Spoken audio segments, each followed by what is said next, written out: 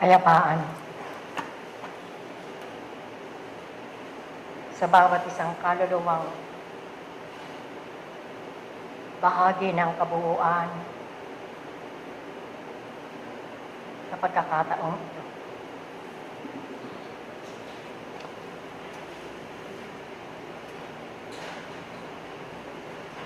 Hindi isang pangungulila.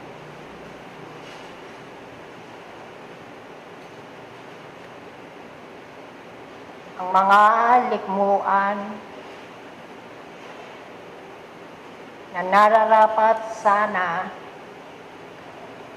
ay katatagpuan ng mga kapatid ninyong dudulog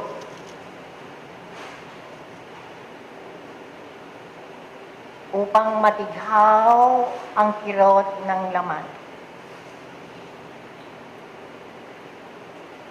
Huwag niyong akalain na ang senaryo ngayon ay ang walang pagpapahalaga ng mga kapatid ninyong natatagpuan na kaisa ninyo sa pagdulog at paghingi ng awa, pagsubaybay sa kirot ng laman.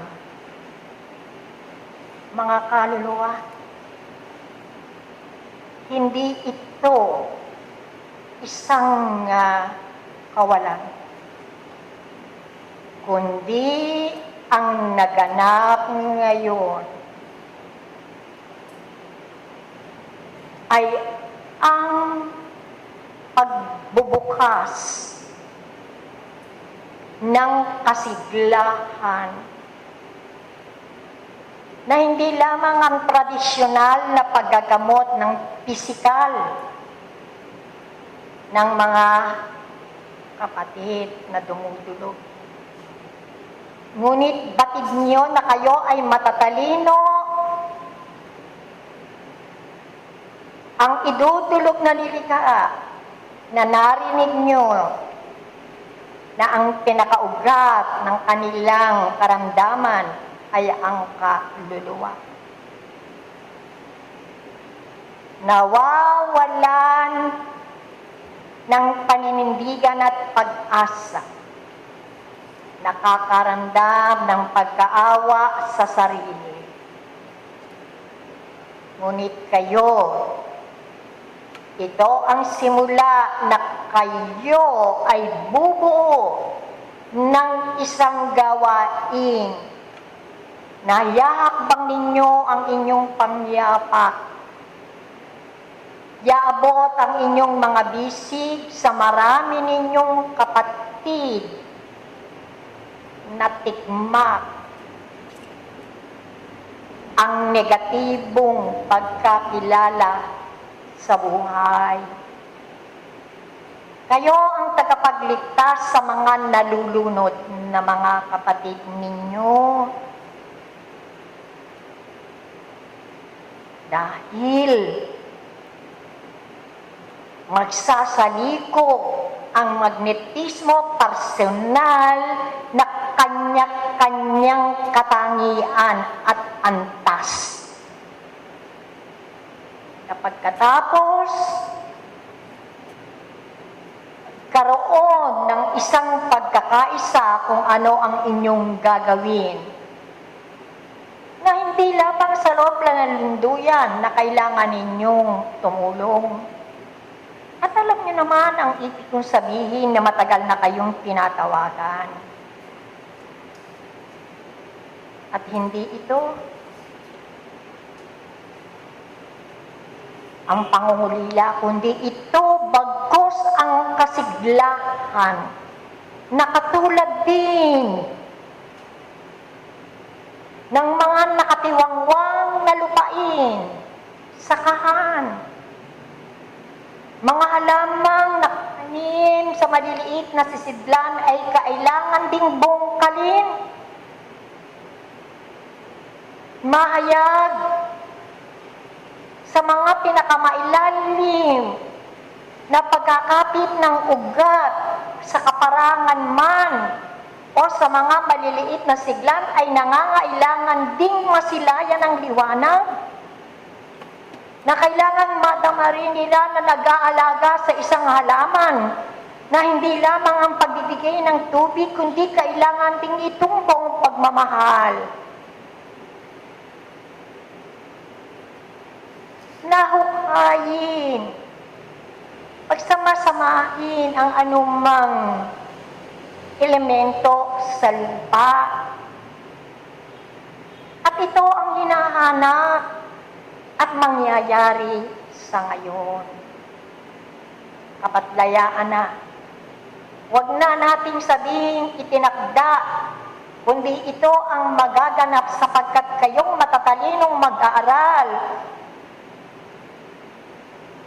Nang para lang ito ay walang itinakda. Hindi baga?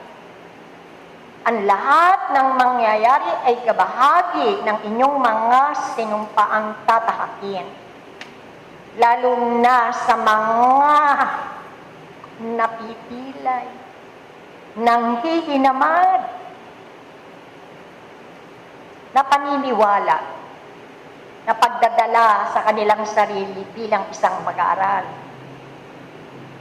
ng palapahaman ng buhay.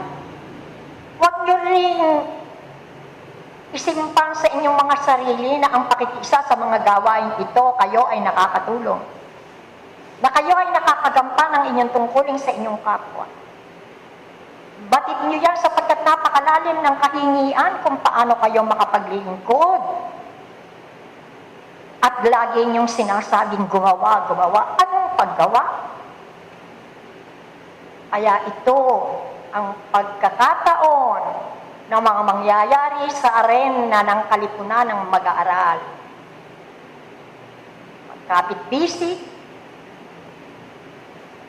o kaya ang dumaloy, ang liwanag, ang kahingian upang pasiglahin, gamutin,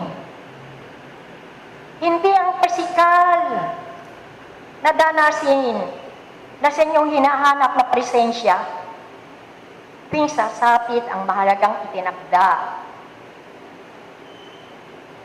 Ang mga batlayang naging tradisyonal o kagulaan, kabahagi ng pagkakilanlan ng La Humildad. Sa aking pagtatapos ay iniiwan ko sa inyo. Buksan nyo ang inyong mga bibig na nagagawa nyo sa ibang bagay. Akagawa kayo na pasiyahin ang inyong sarili. Nagagawa rin yung gumawa na tangkilikin ang sariling ako. Bakit hindi nyo ibuka ang inyong mga bibig at patalasin ang inyong mga isip? Sumigla ang tunay na ako na kung paano kayo makapaggagamot. Hindi lamang sa physical na paraan ang inyong kinagisnan, kundi ang marami ng tigmak na sakit ng marami ninyong mga kapatid na pang-espiritual, na nagiging sanhi ng hindi makaya, ay siyang unti-unting nagiging pangunahing salik upang maging maupos. Unti-unti, sumuko, magwagi ang internal na digmaan ng isang ako. Naunawaan niyo baga? Maraming mga kapatid sa inyong kapaligiran ang kailangan ang paggagamot na pang-espiritual. Pag-aralan ninyo, mga kaluluwang hayag sa direksyong ito na kung paano nyo tinatangkilik ang inyong sarili alang-alang sa sariling kasiyahan.